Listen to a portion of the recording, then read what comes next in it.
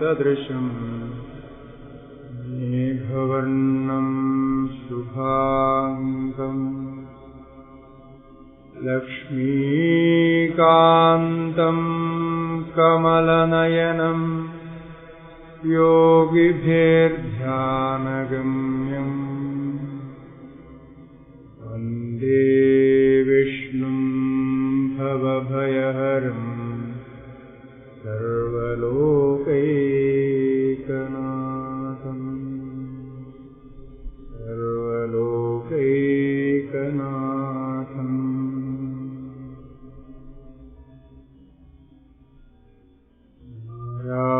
नारायणपरो व्यक्तात् अण्डमव्यक्तसम्भवम् अण्डस्यान्दस्विमे लोकाः सप्तदीपाच्च मेदिनी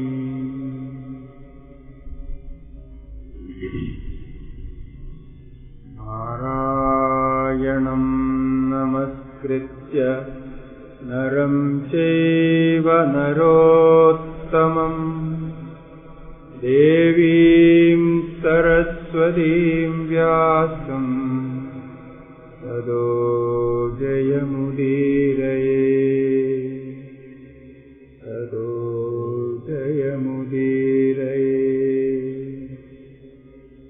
सच्चिदानन्दरूपाय विश्वोत्पत्त्यादिहेतवे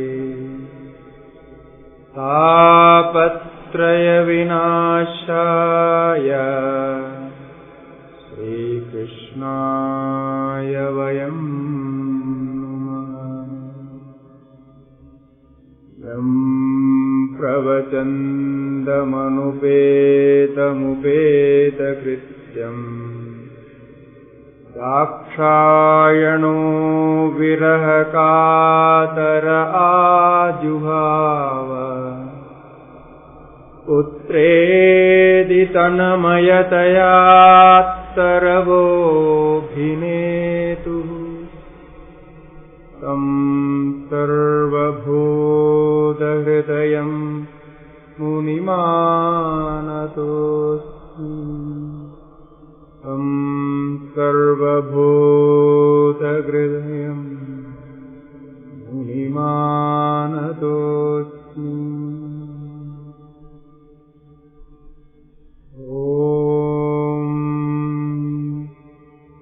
ॐ नमो भगवते वासुदेवाय। ॐ नमो भगवते वासुदेवाय।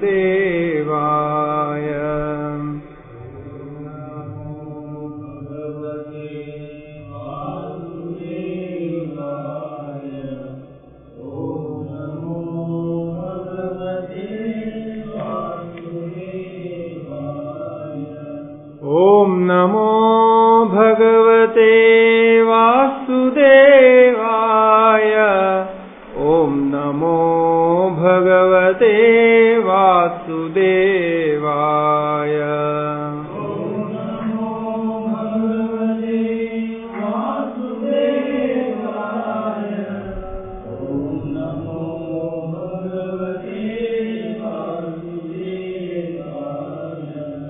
ॐ नमो भगवते वासुदेवाय। ॐ नमो भगवते वासुदेवाय।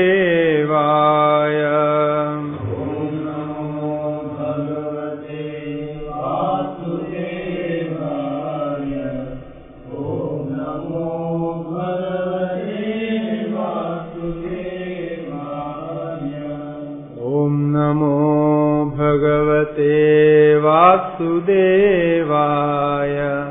ॐ नमो भगवते वासुदेवाय।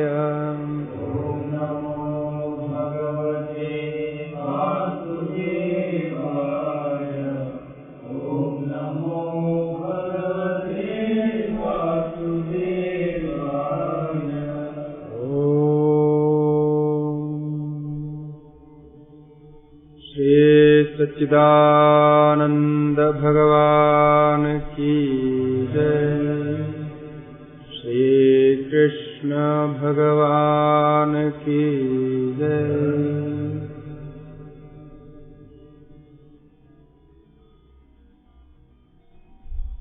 आज भगवान श्री कृष्णचंद्र के जन्मदिन है। भागवत महापुराण में जहाँ जन्म की कथा आती है, उस कथा को श्लोक सहित पढ़कर सुनेंगे। ये एक क्रम पहले से यहाँ उत्तरकाशी में चलता आ रहा है। ऐसे ही हमने स्वामी जी से, परम पूज्य श्री चैतन्यानंद जी महाराज जी से कई सालों तक सुनता रहा।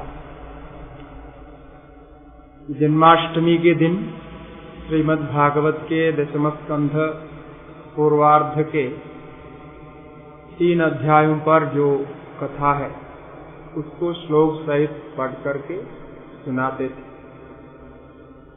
कथा तो हम सभी जानते हैं, कथा किसी के लिए कोई नई नहीं है। फिर भी योगेश्वर कृष्ण का जन्म है, उसको उस समय पर, उस दिन स्मरण करने का बड़ा महत्व है। ऐसा कहा गया है कि श्रीमद् भागवत भगवान के शब्दमयी स्वरूप है, इसलिए उसके माध्यम से भी हम स्मरण करते हैं। वैसे तो हमारे परंपरा के लिए भगवान विष्णु की परंपरा में हमारे संन्यास परंपरा है, तो परंपरा के लिए भी भगवान का स्मरण बहुत महत्वपूर्ण होता है कि हमारे परम गुरु है, परमाचार्य। नारायणं पद्मभवं वसिष्ठं शक्तिं च तत्पुत्र पराशरं च व्यासं शुगं गौड़पदं महान्तं गोविन्द योगीन्द्रमथास्य शिष्यं श्रीशंकराचार्यमथास्य पद्मपादं च हस्तामलकं च शिष्यं तं तोडकं वार्तिककारमन्या अस्मद्गुरु संततमानतो। तो गुरु परंपरा का हम स्मरण करते हैं। इसलिए उन सभी दृष्टि से, बाकी हिंदू धर्म के दृष्टि से कहा जाए तो भगवान की जो लीला है, तो भगवान की कथा है, ये तो हिंदू धर्म का प्राण है। और जो कुछ कार्य उन्होंने किया अपने जीवन में, हमारी संस्कृति के लिए बहुत बड़ा योगदान है। भगवान शंकराचार्य अपने भाष्य में जहां भी भगवान का नाम लेना होता है, अनेकों स्थानों पे भगवान नारायण आकर के नाम लिया, अन्य किसी देवता का नाम नहीं लिया। इसका एक कारण यह है कि जैसा कहा गया कि गुरु परंपरा के दृष्टि से नारायण परंपरा के ही माने जाते हैं, और कहते हैं कि भगवान शंकराचार्य जी के कुल देवता भी नारायण ही है, उनके कुल देवता नारायण है। ऐसे कई कारण हो सकते हैं। भाष्यकार भगवान के नाम जहां लेना होता है नारायणाख्यः ऐसा ही कहते हैं। गीता भाष्य में तो है ही, किंतु अन्यत्र भी प्रस्थानत्रय भाष्यों में ऐसा नाम मिलता है। और भगवत गीता हमारे लिए सब कुछ है कि आज तो हिंदू धर्म के स्मृति ग्रंथ के रूप में भगवत गीता ही प्रसिद्ध है। भगवत गीता के बिना कोई उपदेश नहीं होता है, भगवद गीता के बिना कोई सत्संग नहीं होता है, तो सभी में भगवद गीता ओतप्रोत है। तो भगवद गीता भी भगवान के श्रीमुख से ही हमें प्राप्त हुआ। तो इन सभी दृष्टि से योगेश्वर कृष्ण कहते हैं। भगवद गीता में भगवान योगेश्वर कृष्ण है, भागवत में भगवान लीला पुरुषोत्तम है, महाभारत में बहुत बड़े राजनीतिज्ञ हैं, राजतंत्रज्ञ हैं। ऐसे अनेक रूपों में भगवान का स्वरूप हमें प्राप्त होता है, किंतु भागवत में ऐसे रस के साथ भगवान का वर्णन मिलता है कि पुराण के लक्षण के साथ साथ में बहुत ही रसीला वर्णन भगवान का भागवत में प्राप्त होता है। तो ये सभी आप जानते हैं। तो हम एक अनुष्ठान के रूप में जितना भाग यहाँ इतने समय में हो सकता है उतने को पढ़ करके सुनाएंगे। उसका जो तात्पर्य है श्लोक उच्चारण करेंगे और उसका तात्पर्य बताएंगे। भगवान को विष्णु का अवतार माना है। अवतारों की कथा पुराणों में बहुत मिलती है। वैसे अवतारों में दशावतार माना है, 24 अवतार माना है, अनेक अवतार माने। अवतार का क्या रहस्य होता है कि वैसे अवतार शब्द का अर्थ होता है अवतरति इति अवतार, ऐसा एक अर्थ करते हैं। अपने शुद्ध निज स्वरूप से परमात्मा लोकानुग्रहार्थ अवतरण करते हैं, इसको अवतार कहते हैं। और दूसरा एक अर्थ भी करते हैं कि अवगत्या जनाः तार्यन्ते इति अवतारः। ज्ञान के द्वारा लोगों को उद्धार करते हैं। जिस पुरुष के रूप में, जिस व्यक्ति के रूप में, मनुष्य के रूप में लोगों का उद्धार होता है, उनको भी अवतार कहा जाता है। ऐसे भगवद गीता में अवतार का रहस्य वर्णन करते हुए कहा है क्या जो विसन्न अव्ययात्मा भूतानाम ईश्वरो विसन् प्रकृतिम स्वाम अवष्टाभ्य संभवामि आत्ममाया। अज आत्मा है, जन्म नहीं होता। तो जन्म नहीं होता तो फिर अवतार कैसे होगा, मनुष्य के रूप में अवतार कैसे होगा? तो अजो भी सन अव्ययात्मा, अव्ययात्मा है भगवान का स्वरूप, अज है, जन्म नहीं होता। और भूतानाम ईश्वरो भी सन, भूतों का ईश्वर है, यानी सभी भूतों का शासन करने वाले व्यापक स्वरूप है। प्रकृतिम स्वाम अवष्टाभ्य, प्रकृतिम स्वाम, अपनी प्रकृति को आश्रय लेकर, संभवामि आत्ममाया, अपनी माया शक्ति से सृजन करते हैं, जिसको हम वेदांत में जानते हैं। और उसका उद्देश्य क्या है कि परित्राणाय साधूना विनाशाय च दुष्कृताम धर्म संस्थापनार्थाय संभवामि युगे। ये उसका उद्देश्य होता है।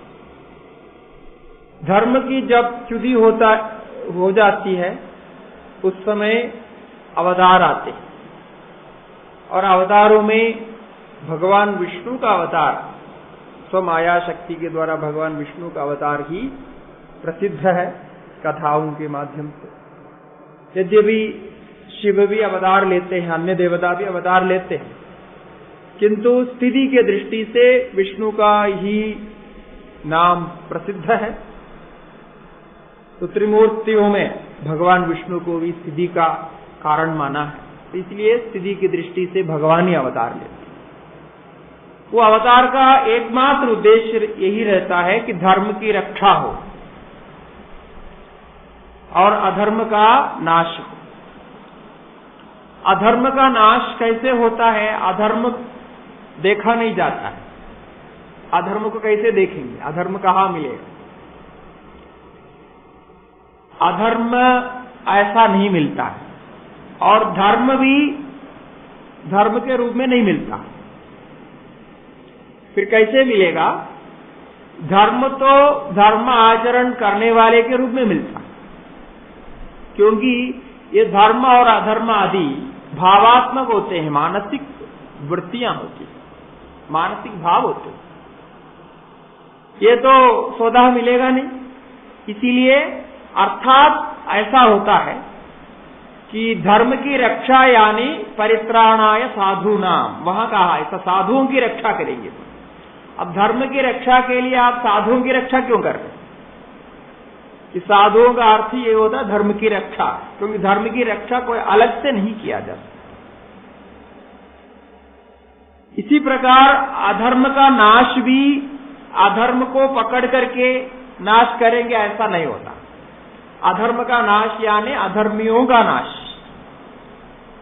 तो परित्राणाय साधूनाम विनाशाय च दुष्कृताम, इसका अर्थ ही है। वहां कोई व्यक्ति विरोध से नहीं कहा जा रहा। कुछ लोगों से भगवान नाराज है, क्रोधित है, इसलिए उनको मारा जा रहा है, पक्षपात कर रहे हैं, ऐसा नहीं है। कि धर्म के रक्षा करने के लिए साधुओं का परित्राण करना और अधर्म के नाश के लिए दुष्कर्मियों का नाश करना, ये कार्य भगवान करते हैं। यही कार्य करने के लिए आते हैं। इसीलिए भाष्यकार इन पंक्तियों के अर्थ को लेकर के बहुत सुंदर ढंग से बताया। अवतार कैसा होता है, अवतार क्या है। अब गीता भाष्य में उपोद्घात में देखेंगे, बहुत सुंदर वर्णन है कि भगवान का निज स्वरूप तो शुद्ध है, निराकार है, निर्गुण है, अज है, ये सब है जो नेदि नेदि आदि के द्वारा उपनिषदों में वर्णित है। अब ऐसे भगवान जन्म कैसे लेगा? तो वहां कहते हैं फिर भी स भगवान स्वमायया, वह भगवान अपनी ही माया शक्ति से यानी निज रूप को लोकोपकारार्थ लोक संग्रहार्थ प्रकट करने के लिए अपनी माया से देहवान इवा लगा करके बोल, वो देहवान जैसे होता है, वास्तव में उनका देह नहीं होता। जातः इव, जन्म लिया जैसा होता है। हम अभी जो कथा सुनने जा रहे हैं भगवान किस प्रकार के जन्म है। जन्म तो होता ही नहीं, अजन्मा है, लेकिन शरीर के जन्म के माध्यम से जन्म उपलक्षित होता है। अब जब जन्म लेंगे तो जिस प्रकार से जन्म लेना है उसी प्रकार से जन्म लेंगे। बिल्कुल जन्म के जो नियम है, मर्यादा है, उसका पालन करेंगे। बच्चा है तो बच्चे के रूप में आएगा, फिर बालक के रूप में बड़ा होगा और गुरुकुल आदि में अध्ययन करेगा। जैसा करना चाहिए एक व्यक्ति को, कैसा जैसा करना चाहिए वैसा ही करेगा। इसलिए जातः इव। फिर आगे भी कहते हैं लोक संग्रहम कुर्वन् निवच लक्ष्यते, लोक संग्रह करता हुआ भी दिखाई देते। वास्तव में वो कोई भी कर्तव्य उनका नहीं। बहुत सुंदर है। अवतार क्या है आप जानने के लिए ये गीता का ये श्लोक और भाष्यकार के वचन देखने का स्पष्ट हो जाता है। इस दृष्टि से हम अवतार मानते हैं। और जिस परिस्थिति में अवतार लेता है, अवतार उस परिस्थिति के अनुसार अपने को तैयार करते हैं। और यदि युद्ध लड़ना है तो युद्ध लड़ते हैं, वाद करना है तो वाद करते हैं। जैसे शंकराचार्य जी का अवतार है, शंकराचार्य जी ने कोई लड़ाई नहीं की, कोई अस्त्र शस्त्र लेकर के कोई वार नहीं किया, किंतु उनके जो कुछ कार्य है वो शास्त्र के माध्यम से रहा। वो जो वाद किया वो शास्त्रार्थ की दृष्टि से, वो भी एक इस प्रकार से अधर्म को निवारण के लिए ही होता है। तो ऐसा अलग अलग प्रकार से करेंगे। तो श्री कृष्ण भगवान जब जन्म लिए थे तो उस समय की परिस्थिति कुछ ऐसी थी, तो जैसे परिस्थिति है उस प्रकार जन्म को तैयार करते हैं। इसलिए कई बार हमें आशंकाएं भी होती है कि भगवान होता हुआ ये सब कार्य क्यों करते हैं, जबकि वो सर्वशक्त है, सब कुछ कर सकते हैं, अपनी माया से सारे प्रपंच को रचते हैं, तो उनको किसी को नाश करने के लिए कठिनाई क्या रहेगी। तो भी सारे मर्यादा के अनुसार, नीति के अनुसार, धर्म के अनुसार, शास्त्र के अनुसार कार्य करता हुआ दिखाई पड़ता है। यही लोक संग्रह है। लोक संग्रह का अर्थ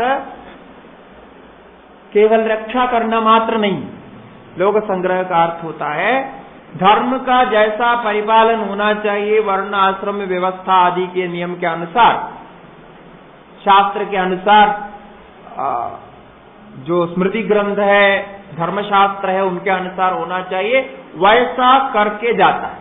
स्वयं भी आचरण करेगा और दूसरे से करा के भी जाएगा, इसीलिए लोक संग्रह कहा जाता है। तो इस प्रकार से लोक संग्रह के उद्देश्य से धर्म को उद्धार करने के लिए, धर्मावलंबियों को संरक्षण देने के लिए, उनके मार्ग को प्रशस्त करने के लिए, अधर्म को नष्ट करने के लिए जन्म लेते हैं। और जन्म ऐसे कुल में लेंगे जो पूर्व जन्म में तपस्वी रहे होंगे, ऐसे माता पिता के जन्म पुत्र के रूप में जन्म लेंगे। उसका भी कुछ कारण होता है, जो अब इसमें भी कथा आगे आती है कि वसुदेव आदि की पूर्व कथा का भी वहां स्मरण होता है। तो इस प्रकार है। तो ऐसा हम हर साल ये मनाते हैं। जब से हम उत्तरकाशी आए हैं तो बिना रुके आज तक हो गया है। इसका मैंने ये मेरे हिसाब से 26वां जन्माष्टमी उत्तरकाशी में ही हुआ, क्योंकि यहाँ जब से मैं आया, बाकी समय तो यात्रा में रहते हैं, लेकिन ये चातुर्मास्य का समय होता है, तो अभी तक चातुर्मास्य हमारा उत्तरकाशी में ही हुआ। इसके कारण सभी जन्माष्टमी यहाँ रहे। कुछ शिवरात्रि छूट गए हैं, उस समय कहीं अन्यत्र था, लेकिन जन्माष्टमी एक भी नहीं छूटा है। तो ये 26वां है ऐसा। तो भगवान की कृपा है, जो भी अब तक चला आ रहा है। तो अब ज्योतिष के हिसाब से ये जो मास है, वैदिक मास के हिसाब से ये नभ मास है, और हमारे लौकिक मासों की गणना में ये भाद्रपद मास है। भाद्रपद मास के कृष्ण पक्ष है ये। कृष्ण पक्ष के अष्टमी तिथि जब लगती है, रोहिणी नक्षत्र भी होना चाहिए, अष्टमी तिथि भी होनी चाहिए, तो उस समय भगवान का जन्म माना जाता है। ऐसा ज्योतिष गणना के अनुसार, महाभारत कथा के अनुसार, महाभारत में जो प्रमाण प्राप्त होता है उसके अनुसार जो गणना की गई, उसके अनुसार भगवान का 5146 पूरा हो गया। तो 5146 ये जन्मदिन है। क्योंकि अभी जो युगाब्द चल रहा है, युगाब्द अभी 5122 चल रहा है। तो भगवान का 125 साल का जीवन काल रहा, ऐसा मानते हैं। और भगवान के परलोक वास होने से, यानी इस लोक को, भूतल को त्यागने का जो समय है, उस समय से ही कलयुग का आरंभ माना गया है। महाभारत के अनुसार भागवत में भी इसका वर्णन मिलता है। इसीलिए उस हिसाब से इतना समय हो गया ये माना जाता है। और जो भगवान महाभारत में जो प्रमाण मिलता है वो ज्योतिष के ग्रह नक्षत्रों के स्थान की दृष्टि से बिल्कुल सही माना गया आज तक। क्योंकि महाभारत युद्ध होने के पहले कैसे ग्रहों की स्थिति थी उस समय, उसका वर्णन वहां मिलता है, इसलिए वो स्पष्ट है, उस हिसाब से हम मान सकते हैं। तो ये चिंतन करने से भी हमें एक अनुभूति होती है, इतने साल बाद भी ये सब कुछ ऐसा चला आ रहा है, वो कथा भी ऐसी चली आ रही है, तो ऐसा सोचते ही हमारे मन पुलकित हो जाता है कि ये सब सत्य है, ऐसा मालूम पड़ता है। तो ऐसे आज के बहुत पुण्य दिन है, तो भगवान की कथा का अनुस्मरण भागवत पुराण के द्वारा करेंगे। दशम स्कंध है, इसका पूर्वार्ध में प्रथम अध्याय का ये वर्णन है। राजोवाच कथितो वंश विस्तारो भवता सोमसूर्ययो राज्ञां चोभयवंश्यानां चरितं परमाद्भुतम्। राजा परीक्षित ने पूछा, यहाँ परीक्षित का प्रश्न है। परीक्षित कहते हैं, हे सुखदेव जी, आपने अभी तक विस्तार से पिछले स्कंधों में विस्तार से सोम और सूर्य वंशों का वर्णन किया कि कथितो वंश विस्तारो, विस्तार से वर्णन किया, और दोनों वंशों के राजाओं के बारे में भी आपने अलग अलग करके हमें सुनाया। जो चरित्र है वो परमाद्भुत है, मन में आनंद पैदा करने वाला ऐसा चरित्र आपने हमें सुनाया। यदोश्च धर्मशीलस्य नितरां मुनिसत्तमा तत्रांशेनावतीर्णस्य विष्णोर्वीर्याणि शंसनः। यदोश्च धर्मशीलस्य, धर्म का परिपालन करने वाले जो यदु राजा है, उनके कुल के बारे में भी आपने बताया। और नितराम धर्मशीलस्य, अत्यंत धर्मशील है, धर्मनिष्ठ है, और उस कुल में तत्र अंशेनावतीर्णस्य विष्णोर्वीर्याणि शंसन, वहां अवतार लिए भगवान विष्णु के वीर्यों को, उनकी लीलाओं का वर्णन हमें कराइए, और हम उसके बारे में सुनना चाहते हैं। अवतीर्य यतोर्वंशे भगवान् भूतभावनः कृतवान् यानि विश्वात्मा तानि नोवत विस्तरात्। अवतीर्य यदोर्वंशे, यदु के वंश में अवतार लेकर, जैसा अभी कहा कि जब अवतार लेते हैं तो वंश को भी चुनते हैं, गोत्र को भी चुनते हैं, उसका भी कुछ रहस्य होता है। भविष्य को सामने रख करके ऐसा वंश को भगवान चुनते हैं और वहां जन्म लेते हैं। ये कथा आगे आपको मालूम हो जाए क्यों वंश को चुना।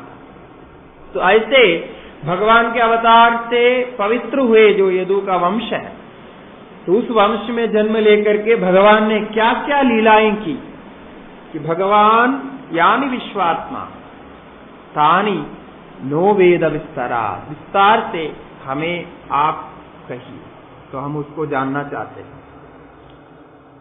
निवृत्त दर्पैरुपगीयमानात् भवौषधा श्रोत्र मनोभिरामात् क उत्तम श्लोक गुणानुवादात् पुमान् विरच्येद विना पशुघ्नात्। निवृत्त दर्पैरुपगीयमानात्, कि भगवान के गुणगान ऐसा है, भगवान के गुण ऐसे हैं कि विरक्त छंद, विरक्त ऋषियों के द्वारा गाए जाने योग्य है। क्योंकि विरक्त तो ऐसे गाते नहीं, उनके मन तो विषयों में रमण नहीं करता, विषयों से विमुख होता है।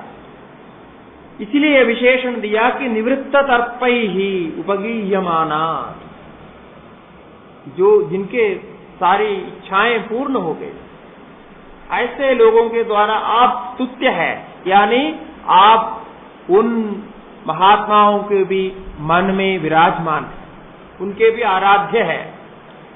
और वो कथा कैसी है, आप भगवान के चरित्र कहते हैं, भवौषधा श्रोत्र मनोभिरामा, इस भव दुख के लिए औषध के समान और सुनने के लिए अत्यंत अभिराम है, अत्यंत रसीला है, अत्यंत आनंददायक है। और ऐसे कथा को सुनते सुनते कोई नहीं थकता। अभी तो परीक्षित बिना भोजन किए निराहार बैठे हुए, तो कई दिन से ये चल रहा। तो ऐसे में कोई भी सोच सकता है कि आप थक गए होंगे, बिना भोजन करके इतनी कथाएं सुनी, थक गए होंगे, नींद आ रही हो। तो कहा ऐसा नहीं, क उत्तम श्लोक गुणानुवाद, जिनके श्लोक, जिनके गुण जो है उत्तम है, अति स्तुत्य है, उत्तम श्लोक गुणानुवाद। उत्तम श्लोक भी भगवान का नाम है। तो किसी को वो कथा छोड़ने की इच्छा नहीं होती है, किंतु जो पशुघ्ना, जो अत्यंत नीच होगा, वो नीच तो कथा नहीं सुनने की इच्छा करेगा, और ऐसे नीच को छोड़ करके बाकी सब कथा में रस लेगा। ऐसा अत्यंत आनंददायक ये कथा है, इसलिए मुझे कोई परेशानी नहीं हो रही है, मुझे आनंद लग रहा है, मेरे मन आनंद से भरा हुआ है, मुझे भूख प्यास पीड़ित नहीं कर रहे हैं। पितामहा में समरे मरम जये देवव्रताद्यधिरथैस्तिमिङ्गलै दुरत्ययं कौरवसैन्यसागरं कृत्वा तरन् वत्सपदं स्मयत्प्लवाः। कि जब महाभारत की कथा को याद करते हैं तो ये मालूम पड़ता है, यदि भगवान श्री कृष्ण नहीं होते तो महाभारत जीतना पांडवों उसका वश में नहीं था। मेरे जो पितामह है पांडव है, पांडवों को समर में, युद्ध में भगवान ने रक्षा की। भगवान की सहायता के बिना युद्ध होना संभव नहीं था। क्यों? उसमें भीष्म जैसे बड़े बड़े योद्धा थे, कितने बड़े बड़े महारथी। हाँ, ऐसे 11 अक्षौहिणी, तो ऐसे अक्षौहिणी सेना को पार करना बिल्कुल संभव नहीं था। कि पांडवों के तरफ तो योद्धा के रूप में केवल पांडव ही थे, 5 पांडव महायोद्धा के रूप में, अन्य भी थे, लेकिन उस पक्ष के तुलना में कुछ नहीं थे। तो ऐसे स्थिति में भगवान की एकमात्र युक्ति से उन्होंने जो तंत्र चलाया उसी से ही जीत हुई है, क्योंकि धर्म की रक्षा करने के लिए भगवान ने पांडवों को माध्यम बनाया। मैंने कहा जैसे उस समय की परिस्थिति को देकर के ऐसा किया। भगवान स्वयं युद्ध करके सबको नष्ट कर सकते, उनके क्षण भर की बात थी, लेकिन ऐसा नहीं किया। धर्म को, नीति को आगे रख करके जैसे कुल में जन्म लिया उस कुल परंपरा के अनुसार करके दिखाया। ऐसा तो उनके बारे में और सुनने में आनंद आएगा, क्योंकि वो हमारे कुल के रक्षक रहे, और परीक्षित के भी वो स्वयं रक्षक है। द्रौण्यस्त्र विप्लुष्टमिदं मदंगम संदान बीजं कुरु पांडवानां जुगोपकुक्षिं गद आत्तचक्रो मादुश्च मे यः शरणं गताया। कोई बात कह रहे कि मेरी भी तो रक्षा उन्होंने की थी। द्रौण्यस्त्र विप्लुष्टमिदं मदंकम, अश्वत्थामा ने ब्रह्मास्त्र छोड़कर परीक्षित को गर्भावस्था में ही मारने की चेष्टा की, उत्तरा के गर्भ में ही मारने की प्रयत्न किए। तो भगवान ने उनको कवच देकर के रक्षा की। तो संतान बीजम कुरु पांडवाना, कुरु पांडव सब नष्ट हो गए, अब पांडव शेष रह गए, वो भी तो नष्ट होने वाले हैं। तो उन दोनों कुलों के लिए एक बीज समान था, जो मेरा मैं जो अभी परीक्षित बना हुआ, मैं एक बीज था। क्योंकि ये भी नष्ट हो गया तो आगे कुल ही नष्ट होने वाला। तो उस बीज को भी नष्ट करने के लिए अश्वत्थामा प्रवृत्त हुए, तो उनको भगवान ने रक्षा की। तो जुगोब कुक्षिम गतः आत्थ चक्रो, चक्र लेकर के कुक्षी में मादा के गर्भ में प्रवेश करके मेरी रक्षा की थी। वीर्याणि तस्याखिल देह भाजाम अंदर्बहिर्पुरुष काल रूपै प्रयच्छदो मृत्युमुदामृतं च माया मनुष्यस्य वदस्व विद्वान्। वो भगवान तो माया मनुष्य है, भगवान का रूप जैसा दिखता है वैसा नहीं है, इसलिए माया मनुष्य है।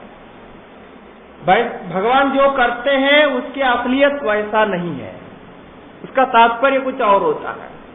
आप जो देखते हैं, सुनते हैं, समझते हैं, ऐसा नहीं होता है सत्य। इसलिए माया मनुष्यस्य वीर्याणि अखिल धर्म भाजाम, धर्म का वो स्वरूप है।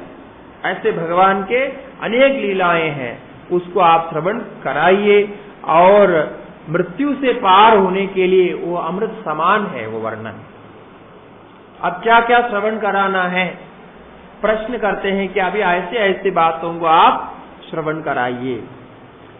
रोहिण्यास्तनय प्रोक्तो राम संघर्षण स्वया देवक्या गर्भ संबंध कुदो देहांतरम विना। एक प्रश्न आपकी कथा से मेरे मन में उदित हुआ है। आपने अभी बताया था कि बलराम जी रोहिणी के पुत्र थे, और साथ में ये कहा कि देवकी के पुत्रों में भी आपने उनकी गणना की। अब एक पुत्र दो मादा के कैसे हो सकते? रोहिणी के भी पुत्र है, देवकी के भी पुत्र है बलराम, ऐसे कैसे हो सकता है? एक प्रश्न मेरे मन में है। अलग अलग शरीर धारण करके तो हो सकता है, एक व्यक्ति अलग अलग शरीर धारण करे तो अलग अलग हो सकता है, किंतु एक ही शरीर में दो मादा का से पुत्र रूप में जन्म लेना संभव नहीं है, स्वाभाविक नहीं है। तो इसका रहस्य आप बताइए। कस्माद् मुकुंदो भगवान पितुर्गेहाद् व्रजं गतः क्व वा संज्ञादिभिः सार्धं कृतवान् सात्वतां पतिः। कि भगवान अपने ग्रह को त्याग करके, अपने घर को त्याग करके व्रज में क्यों गया था? वो मथुरा में ही क्यों नहीं रहे? तो कस्माद् मुकुंदो भगवान पितुर्गेहाद् व्रजं गतः, इसका क्या रहस्य, उसका क्या कारण था, मुझे स्पष्ट नहीं हुआ। और क्ववा संज्ञादिभिः सार्थम, और कहां कहां उन्होंने अपने जीवन चलाया अपने न्यादियों के साथ, बंधुओं के साथ, और क्या क्या लीलाएं उन्होंने की। ब्रजे वसन् किमकरोन् मधुपुर्यां च केशवः भ्रातरं चावधीत् कंसं माधुरद्धा तदर्हणम्। कि भगवान ब्रज में रहते हुए क्या क्या किए, मथुरा में रह करके क्या क्या किए, और मामा को क्यों मारा, कंस का वध क्यों किया। एक भांजा के लिए बड़ा पाप माना जाता है। भांजा को मामा को नमस्कार करना चाहिए, मामा तो माधुल नमस्कार योग्य है। ऐसे नमस्कार योग्य मामा को क्यों मारा, ये भी मैं जानना चाहता। कुछ कारण होगा, इसके विशेष कारण होंगे। देहम मानुषमाश्रित्य कति वर्षाणि वृष्टिभिः यद् पुर्यां सहावासी पत्न्य कस्य भवत् प्रभो। ये जितने प्रश्न पूछ रहे हैं सभी प्रश्न का उत्तर ये दशम स्कंद, एकादश स्कंद, द्वादश स्कंद अंत तक जाएगा, लेकिन दशम स्कंद में अंत तक लगभग सभी प्रश्नों का उत्तर हो जाता है। देहम मानुषम आश्रित्य, ये मनुष्य शरीर को धारण करके कति वर्षाणि विष्णु, कितने वर्षों तक रहे। और यदुपुर्याम सहावासी पत्न्य कत्य भवत, कितनी उनकी पत्नियां हुई, कितने बच्चे हुए, सबका वर्णन करना, तो लंबा वर्णन चलेगा। और भागवत पुराण में सबसे बड़ा स्कंध दशम स्कंध है। एतदन्यच्च सर्वं मे मुने कृष्ण विचेष्टितम् वक्तुमर्हस्य सर्वज्ञ श्रद्धादानाय विस्तृतम्। यह भी और इससे जुड़ी हुई अन्य कथाएं भी है, आप कुछ भी छोड़े ना, सभी कुछ मुझे सुनाइए, मैं आनंद से उसका श्रवण कर रहा हूं। मैं श्रद्धावान हूं, इसलिए मैं योग्य हूं, आप सब कुछ मुझे कह सकते हैं। और अभी मृत्यु की प्रतीक्षा में बैठे हुए हैं, इसलिए और किसी विषय में आसक्ति भी तो नहीं है। मनस शांत है, भगवत कथा को श्रवण करते हुए शांत है, और ये एक बहुत बड़ी बात होती है। और विरक्त को ही ये प्राप्त होता है जब मृत्यु का भय बना रहता है, उस समय मन को शांत रखना। हमको तो एक रोग हो जाता है तो ही मन अशांत हो जाता है, हमारा श्रवण मनन सब बंद हो जाता है। फिर कुछ भी पूछेंगे कारण वही बताएंगे, क्योंकि उसमें ध्यान चला जाता है। क्योंकि मृत्यु भय ऐसा है कि कितने भी स्थिर व्यक्ति हो, ज्ञानी हो, उसको भी विचलित कर देता है, स्वरस से हो जाता है, उसको उसका कोई उपाय ही नहीं है ऐसा। इसीलिए मुझे ऐसा नहीं है, मैं अभी भी कथा सुनने के लिए इच्छुक हूं, तैयार हूं। भेषादि दुस्सहा क्षुन्मां त्यक्तोदमपि बाधते पिबंतम त्वन्मुखाम्भोजच्युतम परिकथामृतम। वही कह रहे, यद्यपि क्षुधा है, क्षुधा से कुछ परेशानी तो हो रही है, पानी भी नहीं पी रहा, त्यक्तोदमति, उदक भी, जल भी त्याग दिया। ऐसा होने पर भी आप ये न सोचें कि ये दुस्सह होगा, असह्य होगा, कथा कैसे सुनेंगे, कैसे बैठेंगे, ये आप मत सोचिए। क्योंकि पिबंदम त्वन्मुखाम्भोज, आपके मुखारविंद से निःसृत ये जो कथामृत है, इसको सुनकर के मैं आनंदित हो रहा हूं, मेरे मन शांत हो रहा है। जब अमृत का पान कर रहे हो तो उनके लिए भोजन क्या और पानी क्या, कुछ नहीं चाहिए, ऐसा कहा। तो यहां सूत जी महाराज शौनक आदियों को ये कथा सुना रहे हैं। ये संवाद के अंदर संवाद है, पुराणों में ऐसा चलता है, एक संवाद के अंदर दूसरा संवाद, दूसरे संवाद के अंदर तीसरा संवाद, ऐसा चलता है।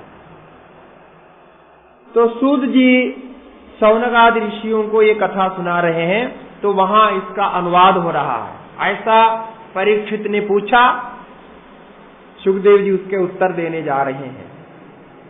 एवं निशम्य भृगुनंदन साधुवादम वैयासिकिस्स भगवानध विष्णुरातम प्रत्यर्च्य कृष्ण चरितम कलिकल्मषघ्नम व्याहर्तुमारभत भागवत प्रधान। भागवत प्रधान, भगवत भक्तों में प्रधान, भगवत भक्तों में श्रेष्ठ। प्रधान शब्द का अर्थ श्रेष्ठ के लिए भी होता है, ज्येष्ठ के लिए भी होता है। तो भगवत भक्तों में श्रेष्ठ सुखदेव जी ये प्रश्नों को सुनकर के आगे कथा बता रहे हैं। वैयासिकी ही इनका विशेषण है, व्यास जी के पुत्र है।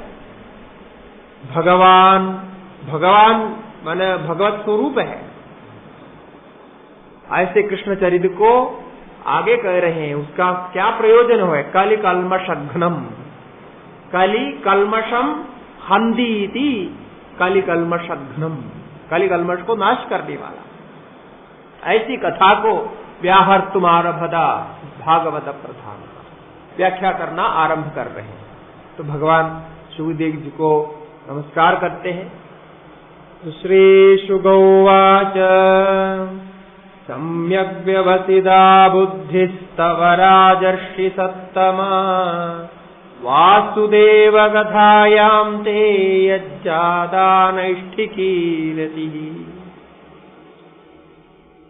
हे राजन, हे राजर्षि सप्तमा, क्षत्रिय होकर के जो ऋषि होते हैं उनको राजर्षि कहते हैं। क्षत्रिय होकर के जो ऋषि तुल्य होते हैं उनको भी राजर्षि संबोधन किया जाता है। जो राजर्षियों में सप्तम, सप्तम का अर्थ जो होता है सर्वश्रेष्ठ, और ऊपर कुछ कहा नहीं जाता है, उतना बड़ा है, क्योंकि सप्त कहने पर भी श्रेष्ठ अर्थ में होता है, स्तुत्य होता है, महान होता है, और उसमें तम प्रत्यय भी लगा है, तो फिर सर्वश्रेष्ठ कहने के लिए और आगे कुछ नहीं कर सकते, तो सप्तम ऐसा नाम होता है। तो कहते हैं कि आपका प्रश्न बहुत अच्छा है, सम्यक व्यवस्थिता बुद्धि तव राजर्षि सप्तम, आपकी बुद्धि सम्यक व्यवस्थित है। कि कोई प्रश्न करता है, प्रश्नकर्ता को आप कहेंगे क्या प्रश्न किया, ये कैसा प्रश्न है, ये कोई प्रश्न हुआ, ऐसा कहेंगे तो वो उदास होता है। अब उदास होने से क्या होगा कि आपके दिमाग काम करना कमजोर हो जाता है, क्योंकि दिमाग को कमजोर करने वाला सबसे बड़ा शत्रु कोई है तो उदासीनता है। यदि आपके मन में किसी भी प्रकार के उदास भाव हो गया तो दिमाग धीरे धीरे कमजोर हो जाता है। इसलिए उदास भाव कभी भी मन में नहीं लाना चाहिए। ऐसा किसी भी प्रकार के हो तो कमजोर हो जाए। इसीलिए कोई प्रश्न करता है तो प्रश्नकर्ता को एकदम ऐसा नहीं कहना चाहिए जिससे उसके मन में कोई ऐसा विक्षेप हो जाए, उल्टा उसकी स्तुति करनी चाहिए, तुमने बहुत अच्छा प्रश्न किया, इस प्रश्न का उत्तर भी बहुत अच्छा। अब सुनने से क्या होगा, बहुत अच्छा प्रश्न किया ऐसा सुनते ही उसका भाव एकदम बढ़ जाता है और दिमाग को बहुत एनर्जी मिल जाती है, शक्ति मिल जाती है, पूरा वो सुनने के लिए तैयार होता है। और जो कुछ आप सुनाएंगे बहुत श्रद्धा से सुनेंगे, क्योंकि उसने समझ लिया मेरे प्रश्न को इन्होंने स्वीकार किया, अब मुझे यथार्थ उत्तर मिलेगा। ये हम सब जानना चाहिए। कोई भी प्रश्न करता है, कोई बच्चा भी प्रश्न करता है तो पहले उसको स्वीकार करना चाहिए। हो सकता है आपके स्तर के प्रश्न ना हो तो भी स्तुत्य होते हैं, प्रश्नकर्ता भी स्तुत्य होते हैं, क्योंकि कोई कोई प्रश्न ही नहीं करता है, चुपचाप बैठा रहता है, उससे अच्छा है प्रश्न करने वाला। इसीलिए कहा कि आपके सम्यक व्यवस्थिता बुद्धि, आपका प्रश्न बहुत अच्छा है, क्योंकि वासुदेव कथायाम ते यज्जादा नैष्ठिकी रति, आपको वासुदेव की कथा में नैष्ठिकी रति आ गई, नैष्ठिक आनंद, निष्ठा से प्राप्त आनंद हो गया। इसीलिए आपकी बुद्धि बिल्कुल विषय पर स्थिर है। ऐसा वासुदेव कथा प्रश्न पुरुषान् त्रीन् पुनाति वक्तारं पृच्छकं श्रोत्रं तत्पाद सलिलं यथा। जैसा गंगा जल स्पर्श करने वाले सभी को पवित्र कर देता है, इसी प्रकार वासुदेव कथा प्रश्न, वासुदेव कथा प्रश्न तीन पुरुषों को रक्षा करते हैं। कि वक्तारम, जो वक्ता होता है प्रश्न को कहता है, प्रश्न माने यहां कथा ही है, कथा को कहने वाले को भी पवित्र करता है। पृच्छकम, जो पूछता है उसको भी पवित्र करता है। और श्रोत्रन, श्रोतागणों को भी पवित्र करता है। जैसा वक्ता को फल मिलेगा वैसा ही श्रोता को भी फल मिलता है, वैसा पूछने वाले को भी फल मिलता है, बराबर फल मिलेगा। भूमि दृप्त नृपव्याज दैत्यानिक सदायुतैः आक्रांता भूरि भारेण ब्रह्माणं शरणं ययो। अभी कथा आरंभ करते हैं कि पृष्ठभूमि बनाते हैं, क्योंकि जैसा मैंने कहा भगवान को अवतरित होने के लिए एक भूमिका तैयार होती है पहले, तभी भगवान अवतरित होता है। जब धर्म की रक्षा नहीं हो रही है और अधर्म बेकाबू होता है, राज शासन से बाहर जाता है, राजा स्वयं अधर्मी हो जाते हैं, जिनको धर्म की रक्षा करने का दायित्व प्राप्त है वे स्वयं ही यदि अधर्म में हो चले तो भगवान को आने के लिए पृष्ठभूमि तैयार हो जाती है। ऐसी स्थिति हो गई थी यहां कि उस समय ऐसा था, लाखों दैत्यों ने अपने घमंड के कारण भूमि को आक्रांत किया और उस आक्रांत पाप से भूमि तप्त हो गई, बहुत पीड़ित हो गई। तो आक्रांता भूरि भारेण, ये बहुत बड़ा भार है कहते। भूमि के लिए और कुछ भार नहीं है, ये पत्थर आदि जो भूमि में है ना, ये कोई भार नहीं है कहते। भूमि के लिए भार होता है अधर्म। अधर्मी जंतु हो तो भूमि के लिए बहुत बड़ा भार है। बाकी सबको भूमि सहन कर लेती है, भूमि जैसे सहन करने वाली दुनिया में कुछ नहीं, सबसे सहनशील है। तो क्षमा कैसी होनी चाहिए, पृथ्वी जैसी क्षमा है ऐसे बोलते हैं ना। तो ऐसे क्षमावती जो भूमि है, वो भूमि भी ऐसे अधर्मों से आक्रांत हो जाती है। तो ऐसे आक्रांत हो गई, बहुत दुखी हो गई। अब क्या उपाय सोचा जाए? तो भूमि ये निर्णय करती है कि मैं ब्रह्मा जी के पास चली जाती हूं और वहां जाकर के ब्रह्मा जी से अनुरोध करती हूं कि मेरी रक्षा करें, मेरी पीड़ा को दूर करें। तो इसीलिए ये जाती है। अब जाएगी तो किस प्रकार जाएगी? पृथ्वी तो ऐसे गोलाकार में चल करके तो नहीं जा सकती, कुछ आकार बदलना पड़ेगा। घोर्भूत्वा श्रुमुखी खिन्ना क्रंतन्ति करुणं विभोः उपस्थितान्तिके तस्मै व्यसनं समवोचत। गौर्भूत्वा श्रुमुखी खिन्ना, गौ के रूप धारण करके, गोमाता के रूप धारण करके पृथ्वी जाती है, गाय बनकर के जाती है। इसलिए गाय भी हमारे लिए बहुत पूजनीय होती है। आप पुराणों में देखेंगे गाय सर्वत्र पूजनीय रूप में मिलेगी, और ऐसे स्थिति में भी गाय के रूप धारण करके पृथ्वी जाती है। वो जाकर के अपने खेत को ब्रह्मा जी के सामने प्रकट करती है। क्रंतंती, रोती हुई जाती है, ऐसे बहुत परेशानी हो गया, बहुत परेशानी हो गया, ऐसे करके रोती हुई, चिल्लाती हुई।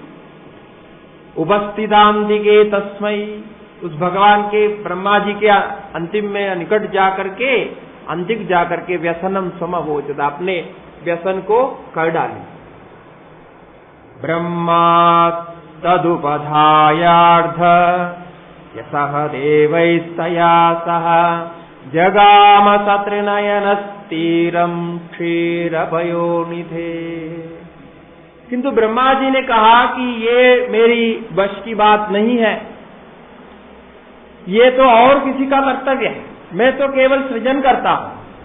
ये सृजन करने का काम बहुत आसानी से होता है, सृजन करने के लिए बहुत कुछ करना नहीं पड़ता है, सृजन तो हो जाता है, अब वो होता ही रहता है। अब होने के बाद में जो संभालने की बात होती है, ये बहुत सोचने की बात होती है। सृजन करने का काम मैं करता हूं, बाकी स्थिति का जो बड़ा दायित्व है वो तो भगवान विष्णु का। लेकिन जब हम कोई अनुरोध लेकर के भगवान के पास जाएंगे, बड़े आदमी के पास जाएंगे, तो उसके साथ और भी बड़े बड़े दो चार होना चाहिए, अकेला नहीं जाना चाहिए। एक क्या बोलते हैं, एक ग्रुप बन करके जाना चाहिए कि जिससे कि लगे कि ये कोई कार्य करने आएगा। आजकल भी लोग भी ऐसे करते हैं, कहीं भी कुछ करते हैं तो ग्रुप बनाते, वो अकेला करने की हिम्मत नहीं होता।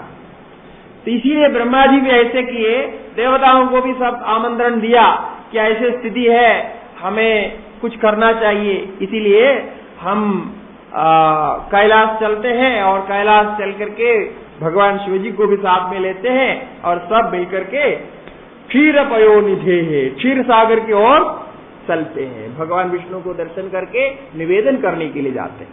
तो बहुत बड़े निवेदन लेकर के त्रिनयन के साथ, शिव जी के साथ सब चल पड़े वहां। तत्र गत्वा जगन्नाथं देवदेवं वृषाकपिं पुरुषं पुरुषसूक्तेन उपतस्थे समाहितः। और वहां जाकर के उस जगन्नाथ भगवान विष्णु को देवदेवम, देवताओं को भी देवताओं का भी देव है।